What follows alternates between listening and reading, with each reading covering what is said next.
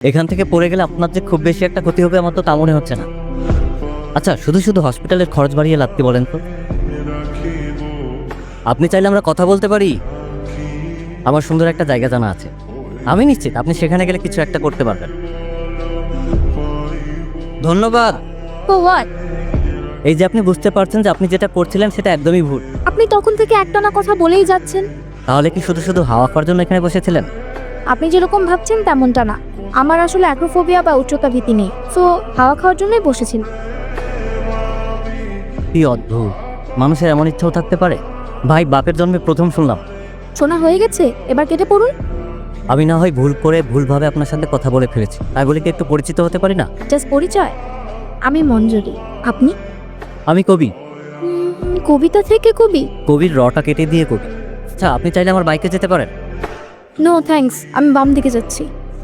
আমার মনে হচ্ছে আবার দেখা হতে পারে। আমি এসব কোইন্সিডেন্সে বিশ্বাস করি না। ভাই, পৃথিবীটা খুব ছোট, যে কোনো সময় দেখা হতে পারে। আপনি কি রিক্সা বা ভার্সিটি বাসের জন্য অপেক্ষা করছেন? জি, কোথায় যাবেন? এই তো একটু সামনেই যাব।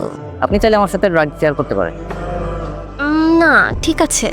চিন্তার কোনো কারণ নেই, আমি ভার্সিটি স্টুডেন্ট। ও আচ্ছা, আপনাকে কত দিতে হবে? আরে জুনিয়র হিসেবে যা দেওয়ার দিও। এখন তাড়াতাড়ি উঠো তো, জায়গাটা খুব বেশি একটা ভালো না। কিন্তু আপনার পেছনে তো ফুলের গাছ। ও দুঃখিত, হ্যাঁ, আমার আসলে মনেই ছিল না।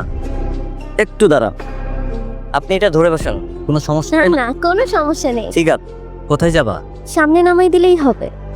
আমরা সবাই সামনে যেতে চাই, কোথায় গিয়ে থামবো আমরা কেউ জানি না, কিন্তু আমাদের সবাইকে থামতে হয়।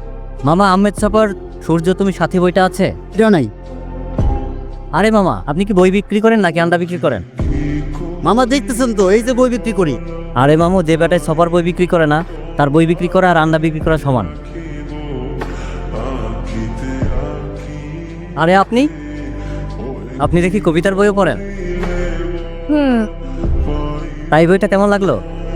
কেন, ভালো লাগলে কিনে দেবেন?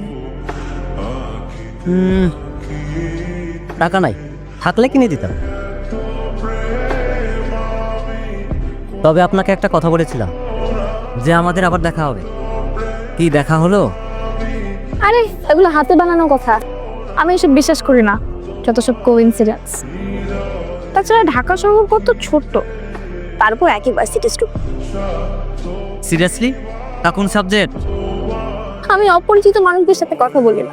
আরে অপরিচিত হলাম কোথা থেকে? আমাদের না ওই দিন দেখা হলো। একটা মানুষের সাথে দেখা হলে কি আর অপরিচিত থাকে?